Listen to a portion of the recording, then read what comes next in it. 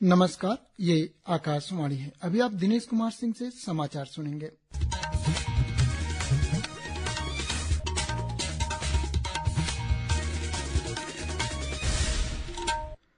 पहले मुख्य समाचार। संसद के विभिन्न मुद्दों पर पक्ष और विपक्ष के हंगामे के कारण कार्यवाही बाधित।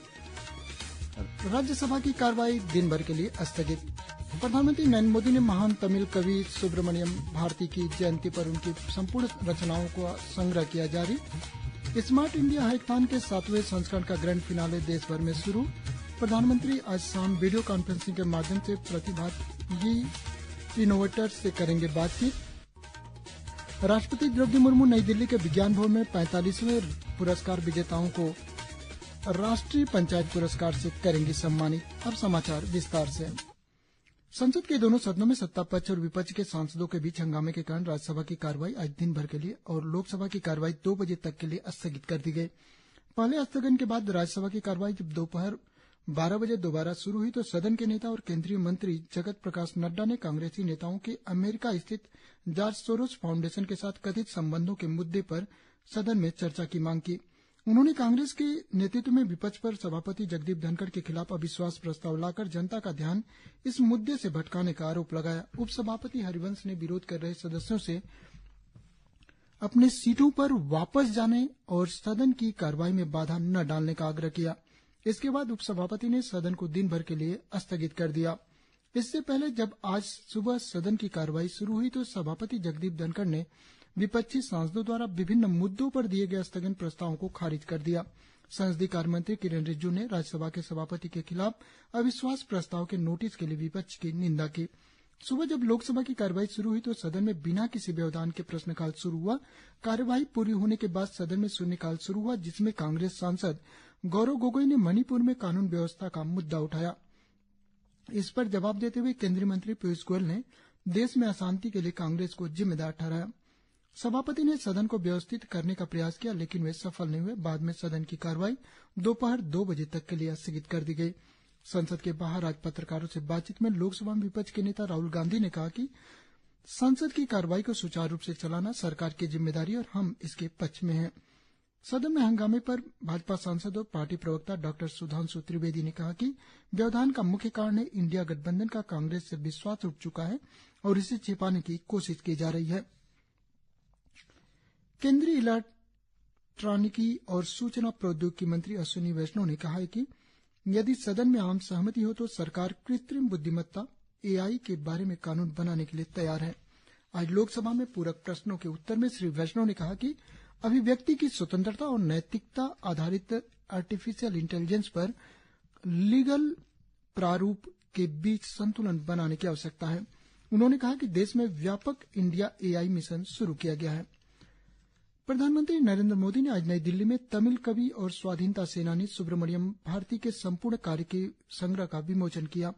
इस अवसर पर प्रधानमंत्री ने सुब्रमण्यम भारती को श्रद्धांजलि अर्पित करते हुए कहा कि देश आज महान कवि की जयंती मना रहा है। श्री मोदी ने कहा कि महाकवि सुब्रमण्यम भारती के कार्य के संग्रह का विमोचन करते हुए उन्हें सम्मान का अनुभव हो रहा है। प्रधानमंत्री ने कहा कि समृद्धि भारत और प्रत्येक व्यक्ति के सशक्तिकरण के लिए सुब्रमण्यम भारती का विजन पीढ़ियों को प्रेरित कर रहा है। श्री मोदी ने कहा कि आज का दिन देश की संस्कृति और साहित्य के लिए, भारत के स्वाधीनता संघर्ष की स्मृतियों के लिए और तमिलनाडु के गौरव के लिए महत्वपूर्ण अवसर है। स्मार्ट इंडिया हैकाथॉन 2024 के 7वें संस्करण का ग्रैंड फिनाले आज देश भर के 51 केंद्रों में शुरू हो गया है। शिक्षा मंत्री धर्मेंद्र प्रधान ने इसका वर्चुअली माध्यम से उद्घाटन किया। प्रधानमंत्री नरेंद्र मोदी आज शाम वीडियो कॉन्फ्रेंस के माध्यम से स्मार्ट इंडिया हैकाथॉन के ग्रैंड फिनाले के युवा नवप्रवर्तकों से बातचीत करेंगे। देश भर के 51 केंद्रों में हो रहे ग्रैंड फिनाले में 1300 से अधिक विद्यार्थी टीमें भाग ले रही हैं। प्रधानमंत्री इस अवसर पर जनसमूह को संबोधित भी करेंगे। सोशल मीडिया पोस्ट में श्री मोदी ने कहा कि वे इस विशेष कार्यक्रम से जुड़ने के लिए उत्सुक हैं। उन्होंने आशा प्रकट की कि युवा नवप्रवर्तकों से बातचीत करना प्रसन्नता भरा अनुभव होगा, जो यकीनन आने वाले समय में भारत की विकास गाथा को प्रोत्साहित करेगा।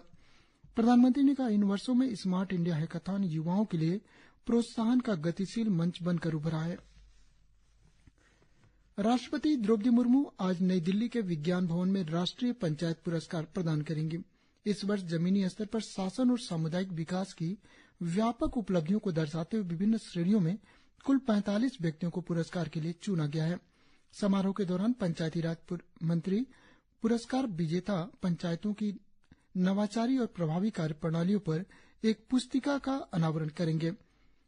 मंत्रालय ने एक वक्तव्य में बताया कि इन पुरस्कारों का उद्देश्य अन्य पंचायतों को श्रेष्ठ कार्य प्रणाली अपनाने के लिए प्रेरित करना और ग्रामीण भारत के समग्र विकास में योगदान देना है।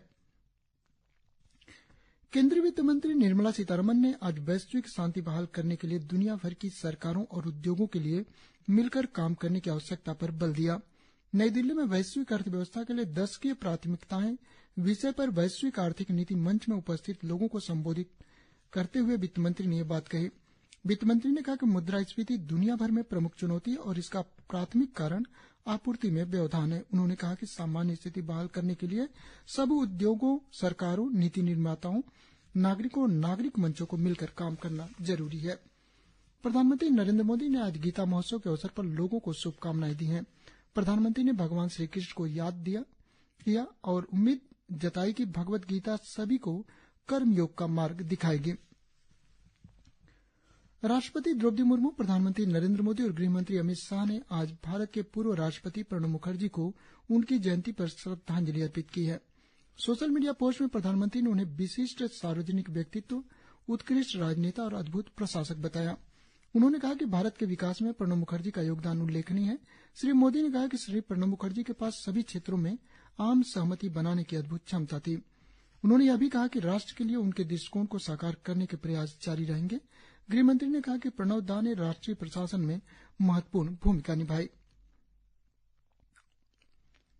केंद्रीय इलेक्ट्रॉनिकी और सूचना प्रौद्योगिकी मंत्री अश्विनी वैष्णव ने कहा है कि यदि सदन में आम सहमति हो तो सरकार आर्टिफिशियल इंटेलिजेंस एआई को शासित करने के लिए कानून बनाने के लिए तैयार है। आज लोकसभा में पूरक प्रश्न के उत्तर में श्री वैष्णव ने कहा कि अभिव्यक्ति की स्वतंत्रता और नैतिकता आधारित आर्टिफिशियल इंटेलिजेंस पर कानूनी रूपरेखा के बीच संतुलन बनाने की आवश्यकता है। उन्होंने कहा कि मोदी सरकार प्रौद्योगिकी के लोकतंत्रीकरण पर विश्वास करती है और इसने गरीब से गरीब लोगों के हाथों में प्रौद्योगिकी दी है। उन्होंने कहा कि देश में व्यापक इंडिया एआई मिशन शुरू किया गया है। इसके 7 स्तंभ में एआई कंप्यूट सुविधा बनाना, कौशल रूपरेखा, स्टार्टअप्स वित्त पोषण, नवाचार केंद्र बनाना, डाटा सेट प्लेटफॉर्म और नए एप्लीकेशन बनाना शामिल है। श्री वैष्णव ने बताया कि एआई फ्यूचर स्किल्स प्लेटफॉर्म में 8,60,000 लोगों ने नामांकन कराया। उन्होंने कहा कि प्रशिक्षण देने के लिए यह प्लेटफॉर्म उद्योग जगत के साथ सहयोग से बनाया गया है। देश में डिजाइन और विकसित की गई पहली तेज रफ्तार वंदे भारत स्लीपर ट्रेन के मॉडल का संचालन परीक्षण चल रहा है। केंद्रीय रेल मंत्री अश्विनी वैष्णव ने आज लोकसभा में प्रश्नकाल के दौरान बताया कि वंदे भारत स्लीपर ट्रेन के 10 मॉडलों का उत्पादन हो रहा है। चेन्नई की इंटीग्रल कोच फैक्ट्री संचालन परीक्षणों के बाद 50 वंदे भारत स्लीपर रेक्स का उत्पादन शुरू करेगी। इसके अलावा प्रौद्योगिकी साझेदार कंपनियां भी 200 वंदे भारत स्लीपर रेक्स का उत्पादन करेंगी। वंदे भारत स्लीपर ट्रेन लंबी और मध्यम दूरी की यात्रा के लिए तैयार की गई है। केंद्र ने आज बताया कि आईजीओटी कर्मयोगी प्लेटफॉर्म पर 1,500 पाठ्यक्रमों में 49 लाख से अधिक लोक सेवक शामिल हैं। लोकसभा में लिखित उत्तर में कार्मिक, जन शिकायत और पेंशन राज्य मंत्री डॉक्टर जितेंद्र सिंह ने कहा कि आईजीओटी कर्मयोगी प्लेटफॉर्म पर 2,70,00,000 से अधिक नामांकन है और 1,90,00,000 से अधिक कोर्स पूरे किए गए हैं। उन्होंने बताया कि सरकार ने इसके लिए लगभग 511 करोड़ रुपए का आवंटन किया है। श्री सिंह ने कहा कि मिशन कर्मयोगी योजना भारत में लोक सेवकों के कौशल और दक्षताओं को बढ़ाने का प्रयास है। इस मिशन का उद्देश्य सरकारी कर्मचारियों के दृष्टिकोण और ज्ञान का विस्तार करना है। काठमांडू में भारतीय दूतावास ने नेपाल पर्यटन बोर्ड के सहयोग से कल पहला भारत नेपाल पर्यटन सम्मेलन आयोजित किया। इस दौरान उत्तर प्रदेश के प्रयागराज में अगले वर्ष महाकुंभ को प्रोत्साहन देने पर चर्चा हुई। भारत और नेपाल के बीच पर्यटन सर्किट को लागू करने की प्रक्रिया तेज करने के लिए B2B संपर्क स्थापित करने पर भी चर्चा हुई। नेपाल के संस्कृति, पर्यटन और नागरिक उड्डयन राज्य मंत्री अरुण कुमार चौधरी ने सत्र का उद्घाटन किया। इसी के साथ समाचार बुलेटिन समाप्त हुए। नमस्कार।